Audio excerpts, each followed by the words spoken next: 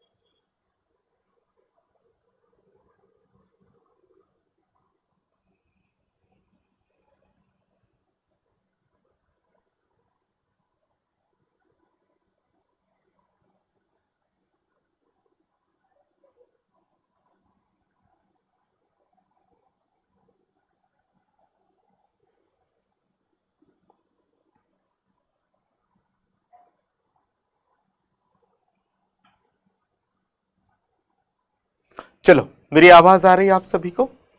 आज हमारा इकोनॉमिक्स की जो बेसिक क्लास चल रही है उसका आज दूसरा लेक्चर है। आज हम पढ़ेंगे आर्थिक विकास, आर्थिक समृद्धि, सतत विकास, नियोजन। ठीक है, तो आज के हमारे कौन कौन से टॉपिक रहेंगे? आज के हमारे टॉपिक रहेंगे आर्थिक विकास, आर्थिक समृद्धि, इसके बाद रहेगा सतत विकास और रहेगा उसमें नियोजन। अब बहुत सारे लोगों ने मुझसे पूछा कि सर ये कहां पर है। ठीक है, अब देखो ये है नहीं, पर आप लोग भी जानते हो कि जब तक आपको नहीं पता कि मिश्रित अर्थव्यवस्था क्या है, पूंजीवाद क्या है, तो आप कैसे इकोनॉमिक्स के टॉपिक्स कंप्लीट करोगे? जब तक आपको पता नहीं बंद अर्थव्यवस्था क्या होती, खुली अर्थव्यवस्था क्या होती। तो ऐसी बहुत सारी चीजें इकोनॉमिक्स में है जो आपके सिलेबस में लिखी हो या ना लिखी हो, जब तक आपसे नहीं बनेगी आप उसमें सामान्य समझ अपनी विकसित नहीं कर पाएंगे। अब आपको जब पता ही नहीं आर्थिक क्रियाएं कौन कौन सी, उत्पादन, उपभोग, विनिमय, वितरण, जब आपको पता ही नहीं अर्थव्यवस्था के कौन से क्षेत्रक हैं, तो आप कैसे बताओगे कि भारत में बेरोजगारी की जो सबसे बड़ी समस्या है उसका कारण है भारत के तृतीय क्षेत्र में लगातार अन्य क्षेत्रों की तुलना में वृद्धि हो जाना, अधिक वृद्धि हो जाना। तो प्राथमिक क्षेत्र, द्वितीय क्षेत्र, तृतीय क्षेत्र जब कहीं चर्चा में आए, बंद अर्थव्यवस्था, खुली अर्थव्यवस्था, समाजवादी अर्थव्यवस्था, तो आपको कम से कम पता तो कि इसका मतलब क्या है। तो यही चीजें जो सामान्य रूप से सिलेबस में मुख्य परीक्षा में नहीं है, पर कहीं ना कहीं किसी ना किसी रूप में वो आपके सामने आएंगी, उन चीजों को हम लोग यहां पर देख रहे हैं। जो जितने भी लेक्चर लगेंगे 4, 5, 6, उसमें ये बेसिक वाला कॉन्सेप्ट हम क्लियर कर लेंगे इकोनॉमिक्स का। ठीक है, चलो शुरुआत करते हैं। ठीक है, पीडीएफ आप लोगों ने देख ही ली होगी टेलीग्राम पर जाकर। ठीक है, आज की क्लास की भी पीडीएफ आपको दे दी जाएगी। कुछ चीजें बाद में पढ़ने पर देखने में आती कि गलत है, एक दो चीजें, तो उसको बाद में संशोधित कर दिया जाता है। तो एकदम से आप पीडीएफ का प्रिंट ना निकलवाएं, छोटी मोटी त्रुटि हो जाती है कहीं पर टाइपिंग की, तो हम उसको बाद में रिवाइज कर देते हैं एक आध दिन बाद। ठीक है, जैसे हमको पता चलता है कि यहाँ पर कोई गलती हो गई है। आप लोगों को उस पीडीएफ का ना तो प्रिंट निकलवा है ना कुछ करना है। आपको क्या करना है मैं वापस से बता रहा हूं कि आपको उसका शॉर्ट नोट्स बनाना है। क्या करना है, आपको जो हमारे द्वारा टेलीग्राम चैनल पर पीडीएफ दी जा रही है उसका आपको क्या करना है, उसको आपको पढ़ना जरूर है, पर कम से कम आप अपने हाथ से अपने शॉर्ट नोट्स तो बनाएं। तो प्लीज आप लोग शॉर्ट नोट्स बनाएं, और जब तक आप शॉर्ट नोट्स नहीं बनाएंगे मैं वापस से कहता हूं कि आप बहुत अच्छा आउटपुट नहीं दे पाएंगे। शॉर्ट नोट्स बनाएं, उसको बनाते हुए क्वेश्चन देखें कि भाई यहां पर कौन सा क्वेश्चन बन सकता है, मैं उसको किस तरीके से करूंगा, और फिर बाद में रिवीजन के समय उसको रफ में करने की कोशिश करें। ठीक है, तो पीडीएफ हमारे द्वारा दी जा रही है। दूसरी बात, हम लोग कोशिश करेंगे कि जैसे कि आज का लेक्चर है, तो इस लेक्चर के लास्ट में कल के लेक्चर को 5, 10, 15 मिनट में रिवाइज कर लें। ठीक है, तो आप लोग उस चीज के लिए भी तैयार रहें। तो क्योंकि आज हो सकता है आपके लिए एक क्लास हुई हो, कल हो सकता है 2 क्लास हुई, तीसरे दिन हो सकता है हफ्ते भर में, महीने भर में आप देखें 20 क्लास हुई, 25 क्लास हुई, पर एक दिन ऐसा आएगा जब आपके सामने 300, 400 क्लास होगी। और जिस दिन 300, 400 क्लास होगी तो पहली क्लास को पढ़े आपके 6-7 महीने हो गए होंगे, और आप भी जानते हो कि 6-7 महीना का जो पढ़ा हुआ है वो आपको याद नहीं रहता।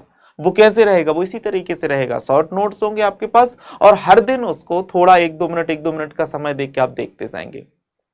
तो शॉर्ट नोट से जरूरी नहीं कि आप उसको बार बार करें, पर उसको देखें जरूर, ठीक है। इसीलिए देखें क्योंकि आपको रिकॉल होते रहेगा कि आपने पढ़ा क्या है, तो इस तरीके से आपको काम करना है। अब मुझसे किसी ने आज ही पूछा कि शॉर्ट नोट्स में क्या करना है।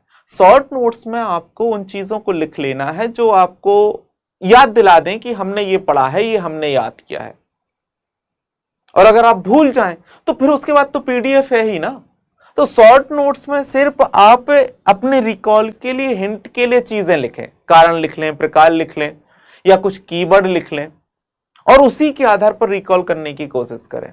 अगर याद ना आए तो फिर पीडीएफ तो है ही ना, तो उस पीडीएफ में जाकर देख लो। तो शॉर्ट नोट्स में क्या करें, सिर्फ ऐसे कीवर्ड्स लिखें जो आपको रिकॉल कराने में क्या करें, आपकी मदद करें। शॉर्ट नोट्स हमेशा बहुत छोटे होने चाहिए, ठीक है, ये ध्यान रखना हमेशा। चलो, आज का जो हमारा टॉपिक है, हमने आपको बताया कि आज हम लोग पढ़ेंगे आर्थिक समृद्धि, आर्थिक विकास, सतत विकास, नियोजन, ठीक है। ये क्यों पढ़ना है, ये इसलिए पढ़ना है क्योंकि हम बार बार जब अर्थशास्त्र में पढ़ेंगे, अर्थव्यवस्था में देखेंगे तो देखेंगे कि हमारी आर्थिक समृद्धि हो रही है, हमारा आर्थिक विकास हो रहा है, हमारी जो ग्रोथ रेट है वो कम हो रही है। इस तरीके से बहुत सारी हम बार बार बातें करेंगे। तो सबसे पहले हम देखते हैं आर्थिक समृद्धि। आप सभी जानते हो अर्थव्यवस्था मतलब क्या। कल हम लोगों ने पढ़ा था अर्थव्यवस्था। अर्थव्यवस्था मतलब क्या, अर्थव्यवस्था का मतलब क्या होता है कि भाई एक कोई भौगोलिक क्षेत्र होता है। क्या होता है, भौगोलिक क्षेत्र होता है और इस भौगोलिक क्षेत्र में क्या हो रही होती है, कुछ आर्थिक गतिविधियां चल रही होती हैं। कौन सी गतिविधियां चल रही होती हैं, आर्थिक गतिविधियां चल रही होती हैं। कौन सी गतिविधियां, आर्थिक गतिविधियां चल रही होती हैं। और ये आर्थिक गतिविधियां या आर्थिक क्रियाएं कौन कौन सी थी, सबको पता होगा, उत्पादन, उपभोग, विनिमय और वितरण। ये 4 आर्थिक गतिविधियां किसी क्षेत्र विशेष में या भौगोलिक सीमा के भीतर चल रही होती हैं, जिससे वहां के सीमित संसाधनों का उपयोग करके हम लोगों की असीमित जरूरतों को पूरा करते हैं, उनके कल्याण के लिए व्यवस्था बनाकर रखते हैं। तो हम लोग देखते हैं कि यहां पर इस क्षेत्र में जब अर्थव्यवस्था चल रही होती है, उत्पादन, उपभोग, विनिमय, वितरण हो रहा होता है, तो उस समय इस क्षेत्र में, ये मान लो एक क्षेत्र है, इस क्षेत्र में क्या हो रहा होता है, धन संपदा बढ़ रही होती है। क्या बढ़ रही होती है, धन या पूंजी जो है वो बढ़ रही होती है। तो इस क्षेत्र में जब आर्थिक गतिविधियां चले, आर्थिक क्रियाएं हो, आर्थिक क्रिया मतलब उत्पादन, उपभोग, विनिमय, वितरण, और उस क्षेत्र में लगातार धन और पूंजी में वृद्धि होती जाए। आज यहां पर 500 रुपए थे इस क्षेत्र में, कुछ साल बाद यहां पर 5000 हो गए। यहां पर क्या हो रहा है, धन बढ़ रहा है। तो ये क्या है, ये धन बढ़ रहा है, अर्थ बढ़ रहा है। तो क्या ये आर्थिक विकास है कि आर्थिक समृद्धि है। यहां पर देखो कि यहां पर अर्थ तो बढ़ रहा है जिसको आप धन कहते हो, पर सिर्फ यहां पर क्या बन रहा है, धन या पूंजी बढ़ रही है। तो जब किसी भौगोलिक क्षेत्र में या किसी अर्थव्यवस्था में आर्थिक क्रियाओं के कारण, मतलब उत्पादन, उपभोग, विनिमय, वितरण के कारण वहां की धन संपदा या पूंजी में वृद्धि होती है, तो उसको आर्थिक विकास नहीं कहते, उसको आर्थिक समृद्धि कहते हैं। क्या कहते हैं, आर्थिक समृद्धि कहते हैं।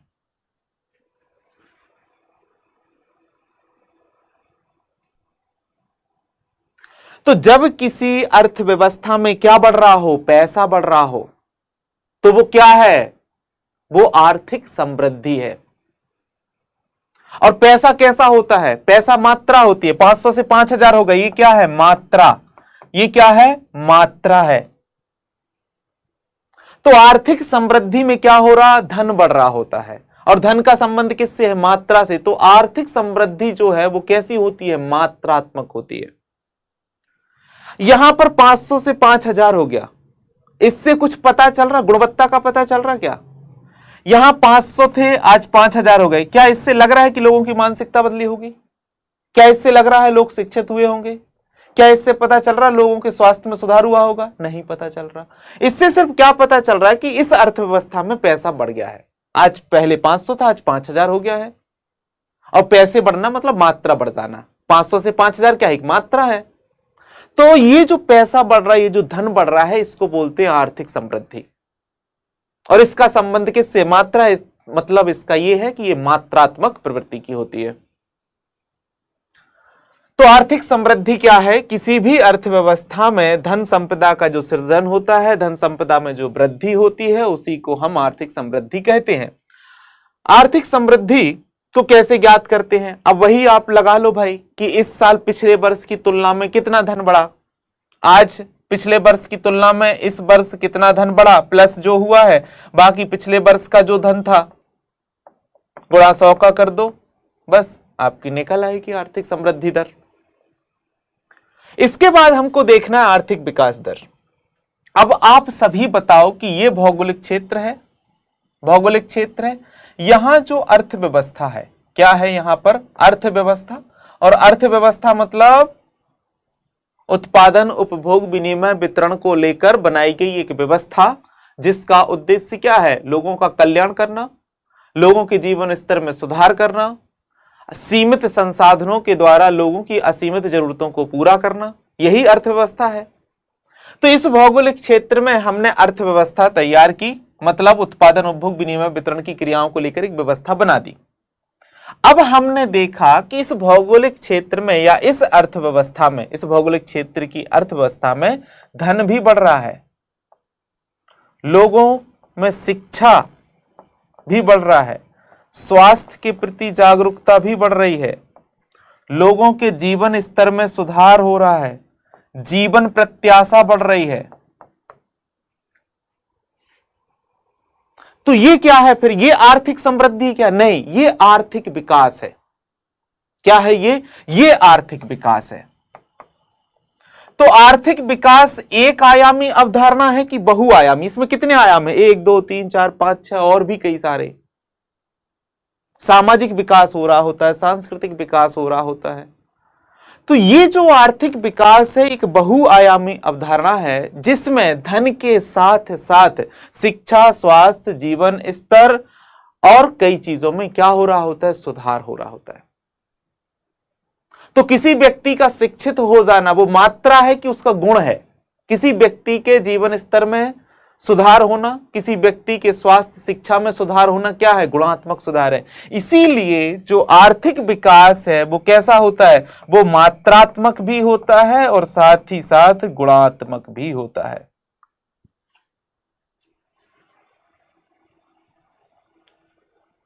समझे आप इस बात को? तो आर्थिक समृद्धि में क्या होगा? किसी भी अर्थव्यवस्था में सिर्फ पैसा या धन का सृजन होगा, धन बढ़ेगा, 500 से 5000 हो जाएंगे, तो वो क्या है? आर्थिक समृद्धि है। अगर 500 से 5000 भी हो गए हैं, लोग शिक्षित भी हो गए हैं, स्वस्थ भी हो गए हैं, लोगों के जीवन स्तर में सुधार हो गया है, जीवन प्रत्याशा बढ़ गई है, सांस्कृतिक सुधार हुए हैं, तो वो क्या है? वो आर्थिक विकास है। जहां आर्थिक समृद्धि एक आयामी अवधारणा, वहां पर सिर्फ एक आयाम है और वो क्या है? पैसा, धन। वहीं आर्थिक विकास एक बहुआयामी अवधारणा है। बहुआयामी मतलब बहुत सारे आयाम हैं, 1 2 3 4 5 6 और भी कई सारे। तो आर्थिक समृद्धि का संबंध धन से है, आर्थिक विकास का संबंध धन के साथ साथ शिक्षा, स्वास्थ्य, रोजगार, इन सब से है। आर्थिक समृद्धि एक आयामी अवधारणा है, आर्थिक विकास एक बहुआयामी अवधारणा है। आर्थिक समृद्धि में मात्रात्मक सुधार हो रहा होता है, 500 से 5000 हो गए, आर्थिक समृद्धि में मात्रात्मक सुधार होता है। वहीं आर्थिक विकास में मात्रात्मक 500 से 5000 होने के साथ साथ गुणात्मक सुधार भी होता है। जो आर्थिक समृद्धि है वो नेट नेशनल जो आपकी इनकम है उससे निकाली जाती है, और जो आपका आर्थिक विकास है वो उस राष्ट्र की जीडीपी से, सकल घरेलू उत्पाद से निकाला जाता है। समझे? तो अगर आपसे कभी पूछ लिया जाए आर्थिक समृद्धि में और आर्थिक विकास में क्या अंतर है, तो बता सकते हो ना? अगर आपसे पूछ लिया जाए आर्थिक समृद्धि क्या है, आर्थिक विकास क्या है, तो भी बता सकते हो। अब ये कैसे? E3 मार्कर में तो आ ही सकता है, पर ये जब आप पढ़ेंगे, कभी कभी कुछ अच्छी बातें करेंगे इकोनॉमिक्स वाले की भारत की हालत क्यों है, भारत अमीर देश होते जा रहा है। जैसे कभी कभी इंटरव्यू में बार बार पूछ लिया जाते हैं, प्रश्न भी आता है, क्या कारण है कि भारत की आज जो है विश्व की कौन सी अर्थव्यवस्था है, पता है आपको? क्रय शक्ति क्षमता के आधार पर तो तीसरी, ठीक है। इस तरीके से जीडीपी के आधार पर कभी 5वीं कभी 7वीं रहता है। तो भारत जो है आप देखेंगे कि विश्व की बड़ी अर्थव्यवस्थाओं में से एक है। फिर भी भारत आप देखें जीवन स्तर के मामले में, शिक्षा के मामले में, स्वास्थ्य के मामले में, जीवन प्रत्याशा के मामले में, इन सब में छोटे छोटे राष्ट्रों से भी निचले स्तर पर है। तो इसका कारण पता चला आपको क्या है? इसका कारण यह है कि हमने आर्थिक समृद्धि तो की पर आर्थिक विकास नहीं किया। तो हमको आर्थिक समृद्धि की जरूरत है कि आर्थिक विकास की? हमको आर्थिक विकास की जरूरत है। अगर हमको रोजगार देने हो, हमको शिक्षा देनी हो, स्वास्थ्य देना हो, तो क्या करना पड़ेगा? आर्थिक समृद्धि की आर्थिक विकास? आर्थिक विकास करना पड़ेगा, क्योंकि आर्थिक विकास में आर्थिक समृद्धि अपने आप ही है। तो इसको इस तरीके के डायग्राम के द्वारा प्रदर्शित कर सकते हैं। किस तरीके से? ऐसा इसको बना सकते हैं। 2 सर्किल बनाओ। कैसे बनाओ? 2 सर्किल बनाओ। यहां पर एक ये बड़ा, ये हो जाएगा आपका आर्थिक विकास, ठीक है। ये क्या हो जाएगा? आर्थिक विकास। इसमें एक छोटा सा बना लो, ये हो जाएगी आपकी आर्थिक समृद्धि। क्योंकि आर्थिक विकास में भी पैसा बढ़ रहा है, आर्थिक समृद्धि अपने आप ही आर्थिक विकास के साथ जुड़ी हुई है। तो बहुत सारे राष्ट्रों ने क्या किया? सिर्फ आर्थिक समृद्धि पर ध्यान दिया, पैसे बढ़ाने पर, आर्थिक विकास पर नहीं।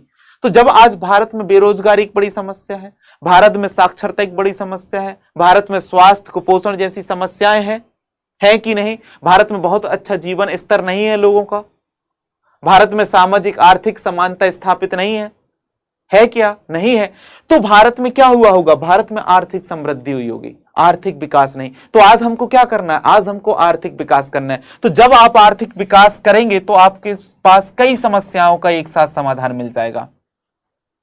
गरीबी का, बेरोजगारी का, भूखमरी का, अशिक्षा का, कुपोषण का क्या मिल जाएगा? समाधान मिल जाएगा। कहां पर? आर्थिक विकास में। क्यों? क्योंकि आर्थिक विकास सिर्फ मात्रात्मक सुधार नहीं करता है, आर्थिक विकास मात्रात्मक के साथ साथ गुणात्मक सुधार भी करता है। समझे आप?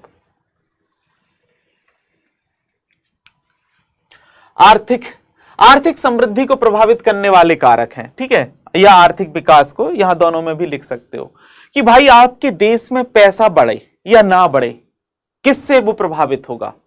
तो देखो, आपके पास पैसा है या नहीं है, वो किस बात से निर्भर करता है?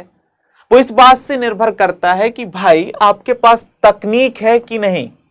अगर आपके पास बहुत अच्छी तकनीक नहीं है तो क्या आप पैसे का सृजन कर पाओगे? क्या? नहीं कर पाओगे। आपके पास पूंजी नहीं है लगाने को तो क्या आप पैसा कमा पाओगे? कहा जाता है ना, पैसे से पैसा बनता है। उसका मतलब यही है कि आप जितनी ज्यादा पूंजी लगाओगे उतना ज्यादा आप प्रॉफिट कमाओगे। तो पैसे से पैसा बनने का मतलब क्या होता है? वही होता है कि आप जितना बड़ा इन्वेस्टमेंट करोगे, जितनी बड़ी पूंजी लगाओगे, उतना बड़ा आपको रिटर्न मिलेगा। तो अगर आपको पैसे कमाने हैं, पैसे कमाना मतलब आर्थिक समृद्धि करनी, तो उसके लिए आपको पूंजी निवेश की जरूरत पड़ेगी, उसके लिए आपको तकनीक की जरूरत पड़ेगी, प्रौद्योगिकी की जरूरत पड़ेगी। फिर आप सभी जानते हो कि अगर तकनीक है और आपके पास पूंजी भी है तो उसके बाद भी एक और चीज की जरूरत पड़ती है, वो होती उद्यमिता। क्या होती है? उद्यमिता। मैं आपको समझा चुका हूं उद्यमिता का मतलब क्या, कि ऐसे व्यक्ति या ऐसे लोग जो क्या करते हैं, अपने आइडिया पर खर्च करते हैं, निवेश करते हैं और फिर अपने साहस से क्या करते हैं, उत्पादन करते हैं, अपनी रिस्क पर, जोखिम पर। तो ऐसे व्यक्ति जो पूंजी का निवेश करके क्या करते हैं, जोखिम लेते हैं, उनको बोलते हैं उद्यमिता, और ऐसे लोगों को उद्यमी बोलते हैं। तो तकनीक, पूंजी, उद्यमिता, ये सब क्या करते हैं, प्रभावित करते हैं कि नहीं करते? करते हैं। इसके अलावा गैर आर्थिक कारक है। आपके यहां की राजनीति कैसी है? अगर आपकी राजनीति स्थिर है तो आप देखेंगे आर्थिक समृद्धि निरंतर गति से बढ़ती रहेगी। आप देखेंगे कि आपका समाज कैसा है, तार्किक है, आधुनिकतावादी है, तो आप देखेंगे कि वो पूंजी की तरफ बढ़ेगा। वहीं आपका समाज कैसा हो जाए, पुरातन हो जाए, वो कहेगा क्या लेकर आए थे, क्या लेकर जाओगे, तो फिर क्या करेंगे, सब भिखमंगे हो जाएंगे। तो भारत जैसे देश में देखो, बढ़ना सब वही चाहते हैं, पर वही है कि मन की संतुष्टि के लिए अधिकतर लोग क्या बोल देते हैं, क्या लेकर आए थे, क्या लेकर जाओगे, क्या लेकर आए थे, क्या लेकर जाओगे, बस उनको देकर चले जाओ। आप समझ रहे जो ये बोल रहे होते हैं, तो ऐसे लोग जो ये बोल रहे होते हैं क्या लेकर आओगे, क्या लेकर आए थे, क्या लेकर जाओगे, वो कुछ देर बाद बोलते हैं जो भी लाए थे वो तो दे ही जाओ यहां पर। खैर, तो जब ऐसी प्रवृत्ति के लोग अधिकतर होंगे तो कैसे आर्थिक समृद्धि होगी? नहीं होगी। तो समाज कैसा है, राजनीति कैसी है, ठीक है, फिर हमारे यहाँ की कानून व्यवस्था कैसी है, वो भी निर्भर करता है। तो इस तरीके से आप देखेंगे कि आर्थिक समृद्धि मतलब किसी भी अर्थव्यवस्था में जो धन बढ़ रहा होता है वो किससे प्रभावित होता है? वो इस बात से प्रभावित होता है कि आपके पास तकनीक कैसी है, आपके पास पूंजी कितनी है, आपके पास उद्यमिता कितना है, ठीक है, आपके यहाँ मानव संसाधन क्या है, मानव संसाधन। मानव संसाधन समझते हो? मानव संसाधन आप क्या हो? अभी मानव हो। एक व्यक्ति होता है, एक व्यक्ति होता है, क्या व्यक्ति क्या होता है? हमेशा मानव होता है। क्या होता है? मानव।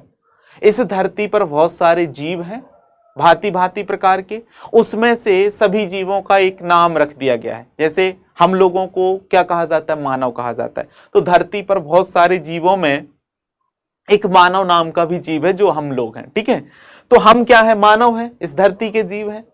तो यहां पर एक ऐसी संकल्पना है कि अगर इस मानव को बेहतर शिक्षा दे दो, इस मानव को बहुत अच्छा स्वास्थ्य उपलब्ध करा दो और इसको फिर एक कौशल प्रशिक्षण दे दो। कौशल का मतलब होता है किसी एक कार्य को करने में आपके अंदर विशेष गुण होता है जिसको आप कुशलता पूर्वक ढंग से कर पाते हो। तो एक मानव को बहुत अच्छी शिक्षा दे दो, स्वास्थ्य दे दो और उसके अंदर किसी एक कार्य को करने की क्षमता अर्जित कर दो, मतलब उसका कौशल विकसित कर दो। तो फिर ये मानव मानव नहीं रहता, ये मानव संसाधन में बदल जाता है। किस में बदल जाता है? संसाधन में बदल जाता है। तो जब कभी भी ये शब्द आए मानव संसाधन, कुशल मानव संसाधन की कमी है, भारत में मानव संसाधन में बढ़ावा देना चाहिए, मानव संसाधन के विकास के लिए काम करना चाहिए, इसका मतलब क्या?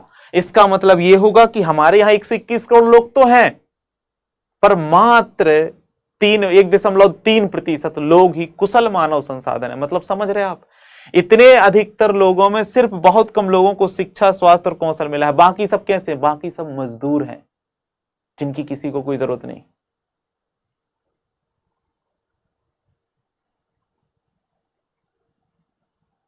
मात्र 3% अधिक हो गए हों अभी तो हमारी जितनी भी जनसंख्या उसमें मात्र अधिकतम 3% लोग ही कैसे हैं? कुशल मानव संसाधन है या मानव संसाधन में बदल चुके हैं, मतलब जिनको शिक्षा, स्वास्थ्य और कौशल मिला हुआ है। बाकी सब क्या है? मानव ही हैं अभी भी। और किसी भी राष्ट्र की आर्थिक समृद्धि के लिए, विकास के लिए, उद्योगों की स्थापना के लिए कुशल मानव संसाधन की जरूरत पड़ती है। हमारे यहां उद्योग खुलते हैं पर मजदूर, वो अच्छे व्यक्ति नहीं मिलते, उनको कुशल मानव संसाधन नहीं मिलता। मजदूरों की भीड़ है पर कितने मजदूर चाहिए? तो ये बड़ी समस्या होती है भारत में आर्थिक समृद्धि में कि जनसंख्या तो बहुत है पर कुशल मानव संसाधन नहीं है। इसीलिए देखा गया कि कौशल विकास के लिए कई कार्यक्रम चलाए जाते हैं। चलाए जाते कि नहीं चलाए जाते? चलाए जाते। क्यों? क्योंकि अगर इस जनसंख्या को रोजगार दिलाना है, भारत में उद्योगों की स्थापना करनी है, आर्थिक समृद्धि, क्योंकि इस आर्थिक समृद्धि से आज हम लोग क्या है, बड़ी समस्या से जूझ रहे हैं। आप सभी को पता है भारत में बहुत हद तक क्या है? गरीबी है, पता है आपको, बेरोजगारी है।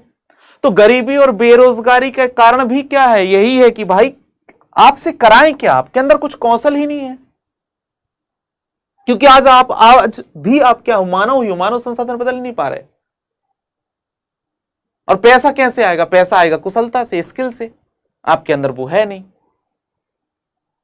तो जब स्किल नहीं है लोगों में तो एक तो रोजगार नहीं मिलेगा, इसलिए बेरोजगारी रहेगी।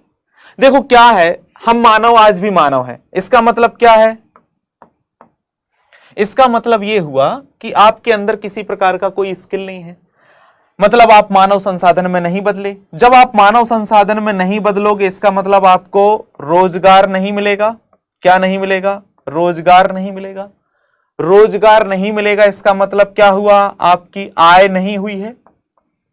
जब आपकी आय नहीं होगी इसका मतलब आप अपनी मूलभूत जरूरतों को पूरा नहीं कर पाओगे, इसका मतलब आप क्या हो जाओगे? गरीब हो जाओगे। और जब किसी राष्ट्र में गरीबी का प्रतिशत ज्यादा होता है इसका मतलब क्या होता है? लोगों के पास बचत नहीं होती, और जब बचत नहीं होती है तो पूंजी का विकास नहीं होता है, और जब पूंजी का विकास नहीं होता है तो आर्थिक समृद्धि नहीं होती है, और आर्थिक समृद्धि नहीं होती है तो रोजगार पैदा नहीं होते हैं, और यही क्रम चलता रहता है जिसको बोलते गरीबी का दुष्चक्र।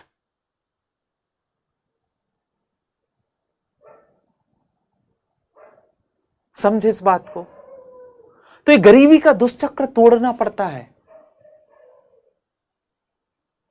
लोगों की आय बढ़ेगी, लोगों की आय होगी तो खर्च होगा, बाजार विकसित होंगे, बाजार विकसित होंगे तो मांग बढ़ेगी, मांग बढ़ेगी तो उत्पादन बढ़ेगा, उत्पादन बढ़ने से फिर फैक्ट्रियां खुलेगी, फैक्ट्रियां खुलने से फिर रोजगार बढ़ेगा, रोजगार बढ़ने से फिर आय बढ़ेगी, और फिर आय बढ़ने से जीवन स्तर में सुधार होगा। और इस तरीके से आर्थिक समृद्धि के साथ साथ आर्थिक विकास होना शुरू हो जाएगा। तो इस तरीके से बहुत सारे कारक हैं जो आर्थिक समृद्धि को प्रभावित करते हैं। ठीक है,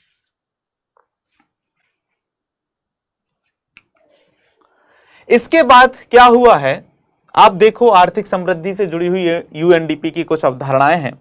वो कहता है कि कई राष्ट्रों में क्या हुआ है, आर्थिक समृद्धि हुई है। आर्थिक समृद्धि हुई है का मतलब समझे ना आप, पैसा बढ़ा है, 500 से 5000 हो गया है, उसको क्या बोलते हैं, आर्थिक समृद्धि। पर यूएनडीपी कहता है कि कुछ जगहों पर दोषपूर्ण आर्थिक समृद्धि हुई है। दोषपूर्ण आर्थिक समृद्धि का मतलब समझे कि 500 से 5000 तो हो गए पर उसमें भी दिक्कत जा रही है। दिक्कत क्या जा रही है, वो कहता है कि रोजगार विहीन समृद्धि है। कैसी है, रोजगार विहीन। मतलब 500 से 5000 तो हो गए पर फिर भी लोगों को रोजगार नहीं मिल रहा। जैसा भारत की जीडीपी बढ़ रही, पता है आपको, पर भारत में फिर भी रोजगार जनरेट नहीं हो रहा है। क्यों? क्योंकि भारत में रोजगार विहीन समृद्धि है। तो आप लिखना ये बात, इसलिए पढ़ा रहा हूं, ये होते टेक्निकल वर्ड। तो आप लिखोगे कि भारत की जीडीपी बहुत तीव्र गति से बढ़ रही है और लक्ष्य रखा गया है $1 ट्रिलियन के, इतने $1 ट्रिलियन, $3 ट्रिलियन की अर्थव्यवस्था बनाएंगे हम उसको, फिर भी रोजगार जनरेट नहीं हो रहा, रोजगार पैदा नहीं हो रहा। कारण हमारी जो समृद्धि है वो रोजगार विहीन समृद्धि है। पैसा तो बढ़ रहा है पर रोजगार पैदा नहीं हो रहा है। इसके बाद जड़ विहीन समृद्धि। जड़ विहीन समृद्धि का मतलब समझते हो, पैसा बढ़ रहा है, क्या बढ़ रहा है, पैसा बढ़ रहा है, 500 से 5000 हो गया है, पर ये 5000 किसके पास गया पता है आपको, अंबानी के पास, अडानी के पास।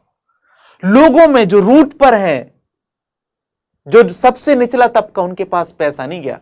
यही कारण हुआ भारत में हर वर्ष करोड़पतियों की संख्या बढ़ रही, पता है आपको, और उसी दर से भारत में गरीबी की प्रतिशत भी बढ़ रहा है। तो जहां भारत में एक और करोड़पतियों की संख्या बढ़ रही है हर साल, वहीं आप देखें निचले तबके में गरीबी बढ़ रही है। इसका मतलब क्या है कि भारत में जो ग्रोथ रेट है वो कैसी है, जड़ विहीन है। मतलब क्या कि निचले स्तर को पैसा नहीं जा रहा है। तो भारत में गरीबी का या गरीबी बढ़ने का या लोगों के पास पैसा ना पहुंचने का एक बड़ा कारण क्या है कि भारत की समृद्धि जो है वो जड़ विहीन समृद्धि है। इसके बाद मूक स्वर विहीन समृद्धि, इसको क्या बोलते हैं, ये जो समृद्धि होती है इसमें पैसा बढ़ रहा होता है पर इसके साथ साथ सरकार तानाशाही प्रवृत्ति की हो जाती है, लोगों को बोलने की आजादी नहीं होती है। पर ऐसा हमारे यहां पर बिल्कुल भी नहीं है। आप तो मूक या स्वर विहीन समृद्धि, जैसे रूस हो गया, चीन हो गया, पता है आपको, रूस और चीन, उत्तर कोरिया, यहां पर पैसा बढ़ रहा है पर वहां पर जो समृद्धि है वो मूक या स्वर विहीन है। वहां की लोक जनता बोल नहीं पाती, चीन की तो कतई नहीं बोल पाती, रूस की भी नहीं बोल पाती। भारत का बिल्कुल भी मत बोलना, भारत में बोलने की बहुत आजादी है। ठीक है, मूक या स्वर विहीन समृद्धि। इसके बाद है निर्मूल समृद्धि। क्या होता है, लोगों के साथ पैसा तो बढ़ रहा होता है, अर्थव्यवस्था में पैसा बढ़ रहा होता है, पर लोगों की संस्कृति और सभ्यता का पतन हो रहा होता है। जैसे भारत में आपको पता है आपकी सभ्यता और संस्कृति का ह्रास हो रहा है कि नहीं पता, आपको पता होना चाहिए, आपकी सभ्यता और संस्कृति का ह्रास हो रहा है। तो आज हम लोग के पास 500 से 5000 हो गए हैं, मतलब आर्थिक समृद्धि हुई है, पर वो कैसी है, हमारी निर्मूल समृद्धि है, रूटलेस ग्रोथ। हम अपनी जड़ों से दूर होते जा रहे हैं, हमारी सभ्यता और संस्कृति का पतन हो रहा है पैसे बढ़ने के साथ साथ। पता है आपको, पता होना चाहिए। भविष्य विहीन समृद्धि। भविष्य मतलब पैसा बढ़ रहा है, किस हिसाब से बढ़ रहा है, 500 से 5000 हो गया है, पर कैसा, भविष्यहीन मतलब क्या? मतलब इसका असतत विकास किया आपने, प्रकृति का क्षरण किया है, पेड़ पौधे काट लिए हैं, जंगलों का विनाश कर दिया है, मृदा प्रदूषित कर दी है, जैव विविधता को समाप्त कर दिया है, नदियों, नर्मदा, पहाड़ों, तालाबों का अतिक्रमण कर लिया है। इस तरीके से आपने विकास किया है। आपने पैसा कमा लिया है पर जंगलों को काट के कमाया है, फिर उसकी भरपाई कैसे करोगे? आपने धरती को खोद मारा है पूरा का पूरा, सब निकाल लिया पेट्रोल डीजल, फिर उसके बाद पैसा कमाया, तो क्या कमाया? यह होती भविष्य विहीन समृद्धि, असतत विकास इसको बोलते हैं। तो इस तरीके से आप देखोगे कि हम जब पैसे बढ़ रहे होते हैं आर्थिक व्यवस्था में, 500 से 5000 हो रहे होते हैं, मतलब आर्थिक समृद्धि हो रही होती है, तो कई राष्ट्रों में कुछ दोष पैदा हो जाते हैं। रोजगार विहीन समृद्धि भारत में, जड़ विहीन समृद्धि भारत में, निर्मूल समृद्धि रूटलेस ग्रोथ भारत में, भविष्य विहीन समृद्धि भारत में। अब आपके पास, आप सोच रहे होंगे कि इससे क्या फर्क पड़ा? इससे ये फर्क पड़ा कि आपके पास 5 पॉइंट आ गए अपने आप, और इनको आप कहीं भी चिपका सकते हो, और जहां भी इनको चिपकाओगे ना वो सॉलिड हो जाएंगे, नंबर नहीं कटेगा एक भी आपको। तो कल से हमने जितनी चीजें पढ़ी हैं वो आपके लिखने के लिए, आपके बोलने के लिए। जब हमने वस्तुओं के प्रकार पढ़े तो आप भोजन को भोजन नहीं लिखोगे, रेड गुड्स लिखोगे। शिक्षा, गरीबी पर खर्च किए जाने पैसे बोलोगे मेरिट्स गुड्स में किया जाने वाला खर्च। समझ रहे? पेट्रोल डीजल को नहीं बोलो, बोलो स्थानापन्न वस्तुएं, पूरक वस्तुएं बोलो, उसको भी लगे कि यार ठीक है कुछ टेक्निकल वर्ड यूज किया हुआ है। तो जब इस तरीके से आप पूंजीवादी अर्थव्यवस्था, खुली अर्थव्यवस्था, बंद अर्थव्यवस्था, विकासशील अर्थव्यवस्था, विश्व की तृतीय विश्व के देश, जब ऐसी बातें करोगे तो इसमें क्या होगा? लगेगा कि नहीं यार तुम कुछ बोल रहे हो। समझे आप? तो ये जो भी पढ़ रहे हैं इनको रखो मत, इनको उपयोग में लाओ। अब मत बोलना कि भारत में रोजगार नहीं है, बोलना भारत में रोजगार विहीन समृद्धि है, जॉबलेस ग्रोथ है, बोलना भविष्यहीन ग्रोथ है, समृद्धि है। सामने वाला पूछेगा ये क्या होता, फिर उसको बता देना आप। तो उपयोग में लाना है इन शब्दों को, जो गुड्स वाले शब्द पढ़े थे हमने ना, उनको तो जरूर उपयोग में लाओ आप, ठीक है।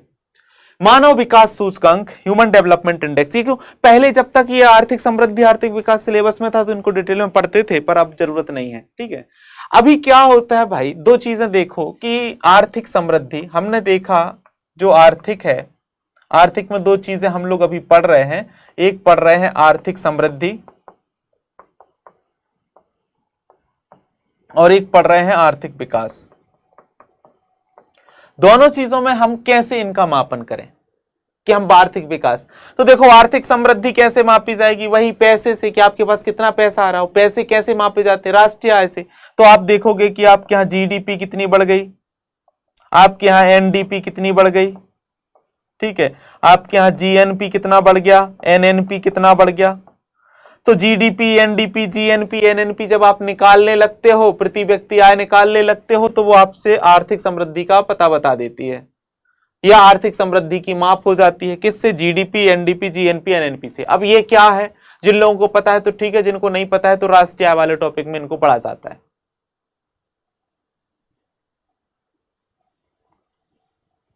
इसके अलावा विकास, अब विकास में आपको पता होना चाहिए कि विकास में सिर्फ पैसा नहीं, विकास में गुणवत्ता का भी मापन होता है। इसीलिए जब भी आर्थिक विकास का मापन किया जाता है तो ह्यूमन डेवलपमेंट इंडेक्स, मानव विकास सूचकांक से किया जाता है, मल्टी पॉवर्टी इंडेक्स से किया जाता है, वैश्विक खुशहाली सूचकांक से किया जाता है,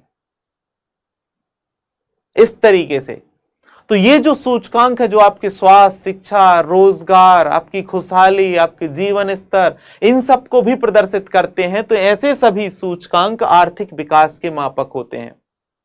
और एक सबसे बड़ा मापक जो है, सबसे ज्यादा प्रचलित है, वो है मानव विकास सूचकांक, ह्यूमन डेवलपमेंट इंडेक्स।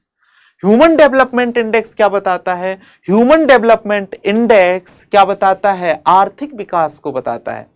तो ह्यूमन डेवलपमेंट इंडेक्स क्या है? आर्थिक विकास का सूचक है। किसका सूचक है? आर्थिक विकास का सूचक है।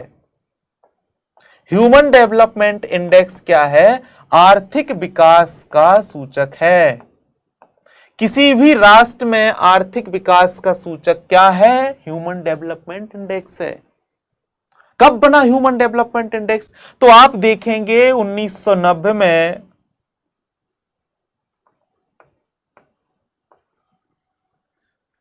ह्यूमन डेवलपमेंट इंडेक्स बना था, यूएनडीपी। यूएनडीपी के द्वारा 1990 से ह्यूमन डेवलपमेंट इंडेक्स मानव विकास सूचकांक जारी किया जाता है, जो कि आर्थिक विकास का सूचक है। ये जो ह्यूमन विकास सूचकांक है, मानव विकास सूचकांक है, इसमें आप देखेंगे कि 0 से लेकर 1 तक की एक स्केल बनाई गई है। कहां से कहां तक की? 0 से लेकर तक की एक स्केल बनाई गई है। और इस स्केल में क्या किया गया है? 3 स्तर तैयार किए गए हैं। कितने स्तर तैयार किए गए हैं? 3 स्तर तैयार किए गए हैं। पहले स्तर को कहा जाता है निम्न मानव विकास सूचकांक। क्या कहा जाता है? निम्न मानव विकास सूचकांक कहा जाता है। और इस स्तर में कहा गया है कि 0 से लेकर 0.499। तो अगर मानव विकास सूचकांक कितना हो? 0 से लेकर 0.499 तक हो तो उसको कहा जाएगा निम्न मानव विकास सूचकांक। बीच वाले को हमेशा क्या कहा जाता है? मध्य कहा जाता है। तो मध्य मानव विकास सूचकांक कितना होगा? 0.5 से लेकर 0.799 तक। तो 0.5 से लेकर 0.799 तक अगर किसी राष्ट्र का मानव विकास सूचकांक है तो उसको मध्यम मानव विकास सूचकांक की श्रेणी में रखा जाएगा। अगर किसी राष्ट्र का मानव विकास सूचकांक कितना हो? 0.8 से लेकर 1 तक हो तो उसको उच्च मानव विकास सूचकांक वाली श्रेणी में रखा जाएगा। पर अब ये जो 0 से 1 तक की स्केल है तो हमको समझ में आ गई कि भैया अगर 0 से 0.499 तक है तो निम्न मानव विकास सूचकांक, अगर 0.5 से लेकर 0.799 तक है तो मध्य मानव विकास सूचकांक, अगर 0.8 से लेकर 1 तक है तो उच्च मानव विकास सूचकांक। मतलब स्केल पूरी हो गई, ठीक है। पर इस स्केल में ये 0 से लेकर 1 तक का नंबर किस आधार पर दिया जाएगा? आधार क्या होगा? तो इसके आधार भी 3 हैं। आधार कितने हैं? घटक कितने हैं? इसके आधार हैं 3: स्वास्थ्य, शिक्षा और आय। स्वास्थ्य का मतलब यहां पर जीवन प्रत्याशा से है, और यहां शिक्षा का आशय शिक्षा से है। आपने कितने वर्ष में शिक्षा अर्जित की, किस क्लास तक शिक्षा की। और इसके बाद आय से, आय से मतलब प्रति व्यक्ति आय से है, ठीक है। तो आपकी आय कितनी है, आपकी शिक्षा कितनी है, आपका स्वास्थ्य कितना है, ये 3 आधार होते हैं। तो शिक्षा, स्वास्थ्य और आय, इस 3 आधारों पर मानव विकास सूचकांक तैयार किया जाता है। और इसी आधार पर, स्वास्थ्य, शिक्षा और आय के आधार पर किसी राष्ट्र को 0 से लेकर 1 तक अंक दिए जाते हैं, और जिस अंक के साथ वो अपना मानव विकास सूचकांक प्राप्त करता है उसी आधार पर उसको निम्न, मध्य और उच्च मानव विकास सूचकांक की श्रेणी में रख दिया जाता है। तो जब भारत का 2020 का मानव विकास सूचकांक तैयार किया गया तो हमने देखा कि भारत का एसडीआई निकल के आया 0.645। तो भारत का मानव विकास सूचकांक कितना निकल के आया? 0.645। मतलब इसका कहां जा रहा है? ये मध्यम में जा रहा है। तो भारत 2020 में मध्यम मानव विकास सूचकांक वाला देश है। और हमने देखा कि इसी के साथ भारत की रैंक है कितनी? 131। कितने में से? 189। 189 देशों में भारत 131वें स्थान पर है मानव विकास सूचकांक में। क्यों? क्योंकि भारत का जो एसडीआई है वो कितना है? 0.645 है, जो कि मध्यम मानव विकास सूचकांक की श्रेणी में आता है। इसका मानव विकास सूचकांक का फायदा क्या है? देखो, इससे पता चल रहा है कि स्वास्थ्य के क्षेत्र में क्या प्रगति हुई है, इससे पता चल रहा है कि शिक्षा के क्षेत्र में क्या प्रगति हुई, इससे पता चल रहा है कि आपकी आय में क्या वृद्धि हुई, इससे यह भी पता चल रहा है कि तुलनात्मक रूप से हम अन्य राष्ट्रों की अपेक्षा किस स्थिति में हैं।